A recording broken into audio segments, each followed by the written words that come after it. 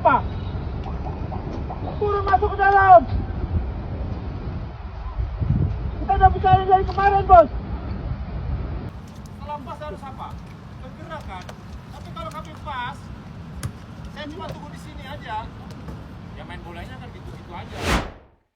Setidaknya seminggu terakhir ada beberapa video yang tengah viral di TikTok, di Instagram ataupun ya di beberapa platform lah yang menunjukkan bagaimana kemarahan atau bagaimana ketegasan dari pelatih U16 yaitu Coach Nova Arianto terhadap dengan kualitas passing, bukan kualitas passing lah, kualitas teknik dasar dari pemain-pemain timnas U16 kita gitu. Jadi di video ini aku akan memberikan sedikit komentarku. Ini tentunya suka-suka aku aja. Kalau kalian nggak sepakat ya nggak ada masalah. Kita boleh berdebat di kolom komen. Kalau kalian sepakat ya bagus kayak gitu, oke? Gini. Jadi gini. Usia 16 itu kan termasuk tergolong ya usia yang semi-semi lah, semi senior ataupun semi junior, walaupun memang dia masih junior. Karena bagiku yang usia junior itu 8 sampai 14 tahun gitu. Nah, di situ mereka menurutku ya di SSB mereka ya udah main sesukanya aja, nggak usah bicara teknik, bukan maksudnya nggak usah bicara belum bicara fisik, belum bicara mental, belum bahkan teknik dasar masih lebih sedikit-sedikit lah dia diajarkan gitu. Agar apa? Mereka cinta dulu nih sama sepak bolanya, sama kegiatan mereka. Karena kalau udah mereka cinta, mereka suka dengan apa yang mereka lakukan, pasti mereka akan ngulik sendiri.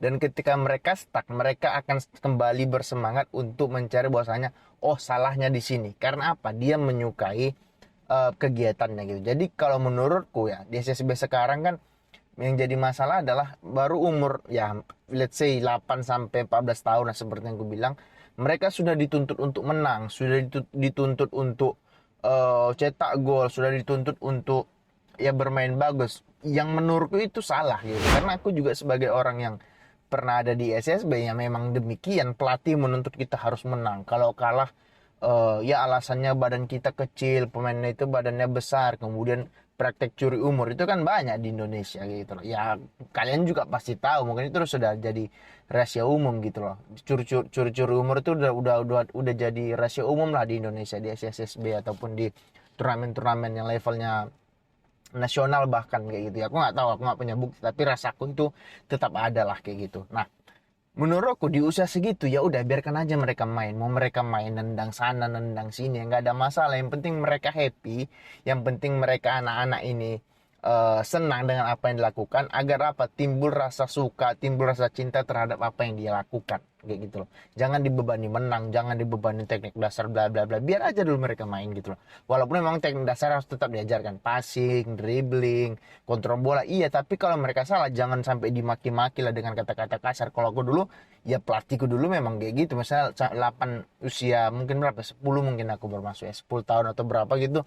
Ya kalau salah passing ya sorry itu saya bukan dimaki lah, lebih dimarahi, goblok lah bla bla bla. Tapi untuk kita anak-anak yang kecil kan kita menjadi down, oh aku salah nih, karena pikiran kita umur 8 sampai 14 tahun itu belum dewasa, belum bisa oh aku salah di sini akan kuperbaiki.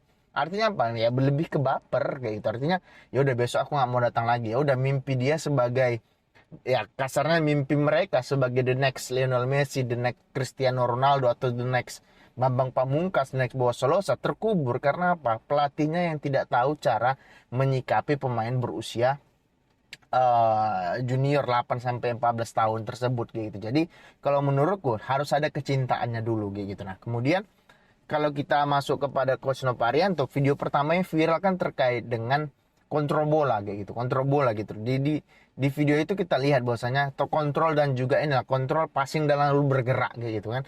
Yaitu teknik dasar. Di Eropa memang kayak gitu ya. Pemain pelatih Eropa atau Pep atau siapa tanya deh.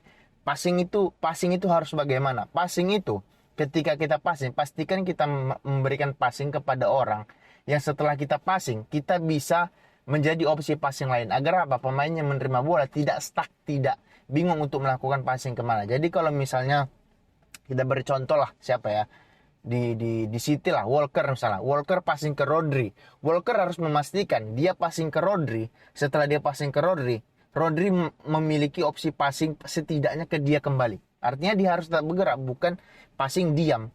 permainan nggak akan jalan. Itu yang dimarahin sama si Coach Novarianto. Dia bilang kan bahwasanya setelah passing move. Kalau passing kalian tetap di sini, ya mainnya kan gitu-gitu aja. Bener, sepakat 1000 juta %. Aku sepakat gitu. Karena memang itu teknik dasar yang diajarkan di sepak bola modern lah gitu. Karena permainan sepak bola modern kan sekarang mengandalkan kolektivitas, artinya mengandalkan kerjasama tim. Artinya kalau ada satu aja pemain yang nggak bergerak, selesai itu barang. Ngerti nggak? Jadi menurutku kemarahan lah. Iya kemarahan, kekesalan dari Coach Novarianto itu sangat beralasan gitu. Dan aku juga salah satu orang yang menyukai Coach Novarianto pada saat bermain gitu. Kalau kalian ingat dulu ada acara di Trans 7, itu namanya Galeri Sepak Bola Indonesia. Ya mungkin aku umur berapa nggak tahu, aku mungkin umur SD lah. Aku suka nonton acara itu karena dulu ada segmen menyamakan pemain Indonesia dengan pemain luar. Nah, salah satunya yang aku kecewa kenapa tidak ada salah satu yang aku kecewa adalah kenapa Novarianto tidak disamakan dengan pemain Eropa. Kalau feelingku ya kemarin tuh kayaknya Novarianto ini cocoknya disamakan sama satu pemain MU dulu yang lagi terkenal, yaitu Nemanja Vidic gitu. Karena dari segi postur, dari segi semangat bermain, dari segi kepala mereka sama-sama plontos gitu loh, sama-sama botak. Menurutku mereka pantas untuk disamakan gitu. Jadi kalau menurutku itu sih agak keselnya, aku agak kecewa sama Galeri Sepak Bola Indonesia kenapa tidak menyamakan Novarianto dengan seorang namanya Vidic. Walaupun itu sebenarnya kita masih anak-anak gitu kan, belum paham hal yang kayak gitulah. Artinya aku sayang aja kenapa nggak disamain sih gitu, karena salah satu pemain timnas Indonesia yang bagus ya menurutku duet Maman Abdurrahman dan juga Novarianto pada zamannya ya kayak gitu loh, ngerti nggak? Jadi ya sebenarnya apa yang apa yang ditularkan, apa yang ingin diajarkan Novarianto kepada adik-adik kita di U19 itu nggak tanpa alasan gitu loh, karena dia juga belajar dari pelatih yang untuk ukuran Indonesia itu top. Salah satunya adalah Coach Indra Safri. Dia bilang kan di salah satu wawancara bersama wartawan, dia bilang saya menggabungkan dua filosofi bermain gitu. Yang pertama saya menggabungkan filosofi Indra Safri dan juga Coach Sintayong. Nah kalau kita lihat Coach Indra Safri secara permainan itu memang dia mengutamakan sepak bola possession ball, walaupun kadang agak membosankan karena tidak ada kreativitas dan terkesan hanya passing sana passing sini, tapi secara dasar itu luar biasa untuk pemain junior gitu. Jadi makanya aku bilang Coach Indra Safri ya sebaiknya melatih tim junior, karena aura kemudian filosofi dia itu bagus untuk pemain-pemain usia muda gitu. Untuk senior menurutku masih ya cari pelatih luar lah, karena pelatih kita masih cukup rendah pengetahuannya terkait dengan melatih tim senior kayak gitu. Nah kemudian Coach Sintayong, dia bilang dia belajar dari Sintayong kan ya, secara Coach Sintayong itu Coach Sintayong itu lebih mengajarkan sepak bola yang progresif, possession ball, dan selalu menyerang bermain ke depan. Nah ini kan bagus, artinya itulah mengapa aku sepakat terkait dengan pelatih asing harus lebih banyak didatangkan ataupun pelatih asing itu harus memegang tim nasional, khususnya yang senior ya. Karena apa? Mereka akan belajar. Ini salah satu contohnya. Coach Novarianto belajar bahwasanya bermain sepak bola itu harus menyerang, harus progresif ke depan bukan kiri kanan belakang kayak MU sekarang. Bermain itu kayak City, kayak Liverpool, ke depan kayak Arsenal, ke depan nggak ada kiri kanan. Boleh kiri kanan ke belakang kita untuk rebuild up, tapi tidak. Bukan karena nggak ada opsi itu kan karena pemainnya nggak gerak. Kalaupun gerak dia tidak bisa menemukan ruang. Nah itu yang aku suka dari permainan klub Liga Inggris lainnya kecuali MU di musim ini gitu. Nah kalau kita kembali lagi ke Coach Novarianto-nya, itu yang aku sepakat terkait dengan Coach Novarianto kayak gitu loh, ngerti nggak? Nah yang kedua, video yang tengah viral baru 1-2 hari ini adalah video di mana Coach Novarianto kembali lagi marah terkait dengan pemainnya. Dia bilang begini, yang menurutku itu aku bilang, ini calon pelatih bagus secara filosofi. Cuma secara pengalaman kan belum terbukti dia bisa megang tim atau enggak. Cuma secara filosofi, secara cara bermain, secara apa yang ingin dia transfer ke kasarnya adalah anak buahnya di lapangan, adalah cara bermainnya itu luar biasa. Dia bilang begini, kebiasaan pemain Indonesia itu apa? Maunya dribbling. Kenapa tidak passing? Itu adalah sebuah kalimat yang luar biasa diucapkan oleh pelatih Indonesia. Karena apa? Dia nggak ingin bermain sepak bola itu dribbling. Contoh nyatanya apa? Brazil tuh banyak dribbling sana, dribbling sini, dribbling sana, dribbling sini. Hasilnya apa? 10-20 tahun terakhir mereka nggak dapat apa-apa kok di Piala Dunia kayak gitu loh. Ngerti nggak? Jadi permainan sepak bola sekarang itu sudah berubah lebih kepada kolektivitas dan juga kerjasama antar tim kayak gitu. Jadi apa yang dikatakan oleh Coach Nova Arianto, aku cukup paham. Dia ingin bermain secara progresif, dia ingin bermain secara tim kayak gitu. Dia kan dicontohkan dia juga kan, artinya dicontohkan dia dalam artian begini. Dicontohkan di video itu kan di video yang beredar itu kan ditunjukkan bahwasanya coba kalian passing dia sama pemain U16, kemudian pemain U16 melakukan cutback ataupun melakukan passing ke temannya lah, kemudian bisa cetak gol. Nah, dia bilang kan, lihat bisa cetak gol kan, kenapa harus dribbling? Ya kurang lebih begitulah. Dia ingin memberikan pemahaman kepada pemain-pemainnya bahwasanya nggak harus dribbling, boleh dribbling untuk apa? Kalau misalnya stuck dan kemudian di kotak penalti rame, boleh dilakukan dribbling dan untuk shooting, bukan untuk show off, bukan untuk untuk menunjukkan bahwasanya kau hebat. Enggak, kau itu enggak hebat tanpa pemain-pemain lain yang ada di sekitarmu, kata dia. Ya bukan kata dia, maksudku mungkin itu yang ku terjemahkan dari apa yang bahasa tubuh dan bahasa apa yang ia ingin sampaikan kepada pemain-pemainnya. Kemudian hal lain juga yang tengah ada di video tersebut adalah dia menyuruh pemain tersebut push up karena tidak mengenal pemain lainnya. Nah, ini penting. Gini, bermain bola itu nggak bisa diam. Kenapa?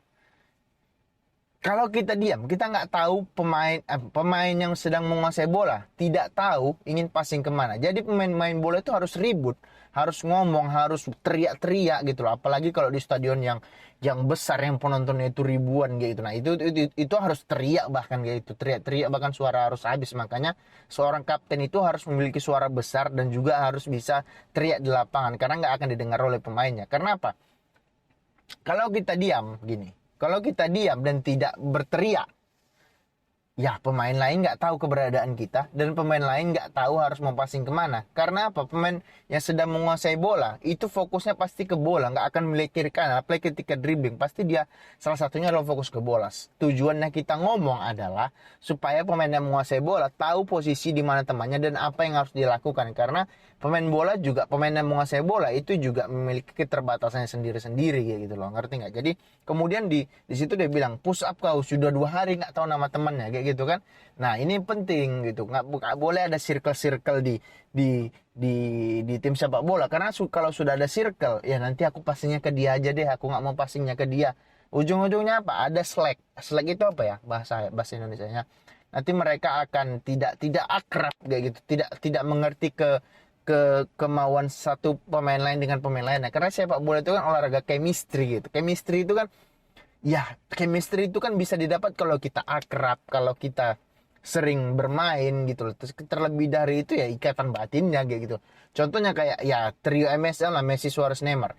Messi udah tahu ketika Messi menguasai bola, Messi udah tahu Neymar akan kemana berlari gitu loh. Ketika Messi menguasai bola, Neymar udah tahu dia harus ngapain agar Messi bisa ngelewatin atau agar Messi bisa passing ke dia. Mereka berdua udah tahu karena mereka akrab dan di latihan itu sering dilatih. Nah, bagaimana mungkin bisa akrab kalau ada circle dan tidak tahu namanya? Itu yang menurutku wow, ini pelatih Coach Nova Arianto luar biasa kalau menurutku ya. Calon pelatih hebat kalau secara filosofi ya, kembali aku bilang secara filosofi, secara teori ini luar biasa kalau aku bilang gitu loh. Apalagi kalau kita lihat di persepak bola kita ya, kita agak malu sih sebenarnya gitu kan. Timnas U16 itu masih belajar teknik dasar, passing, kontrol, dribblingnya. Rasaku ya mungkin masih bisa dimaafkan karena masih U16 tahun. Cuman ya sebaiknya aku bilang di awal, usia 8-12 tahun itu seharusnya bermain suka-suka dan juga dibarengi dengan passing, kontrol, dribbling, bukan kemudian dibiarkan yaudah main sesukanya. Bukan kayak gitu.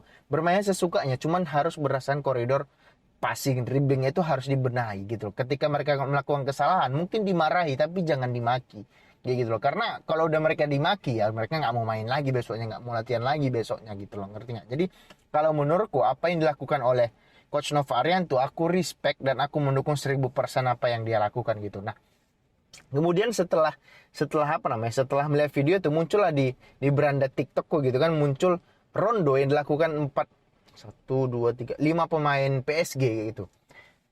Rondonya itu si yang bertugas melakukan passing itu Messi, Sergio Ramos, Mbappe, Neymar, oke? Yang bertugas untuk menangkap bola itu adalah Hakimi itu. Jadi ada mungkin 10 touch, mungkin 10 sentuhan di antara mereka tak dan Hakimi nggak bisa merebut bola dari mereka kayak gitu. Padahal jaraknya itu sempit gitu. Paling ya diameternya paling berapa di antara kelima pemain, tapi Hakimi nggak bisa merebut. Karena apa? Akurasi passingnya itu luar biasa dan itu sudah dilatih dari kecil. Aku ngebayangin, coba pemain kita U16 kita sudah diajari U8 sampai 14 sudah diajari passing bukan dribbling menang ataupun dribbling cetak gol. Coba diajari passing. Aku ngebayangin mereka umur 19 tahun udah bisa bermain rondo kayak gitu. Pemain yang bertugas untuk menghalau bola dari mereka nggak akan dapat. Contohnya nanti aku akan buat videonya, kalian pasti tahu videonya, antara Mbappe, Neymar, Sergio Ramos, Messi yang melakukan passing, kemudian Hakimi yang bertugas untuk menghalau bola. Nggak dapat, padahal diameternya itu sempit atau ruangnya itu sempit. Aku nggak kebayang aja kalau pemain kita ada agak-agak 5 orang aja yang kayak gitu. Luar biasa.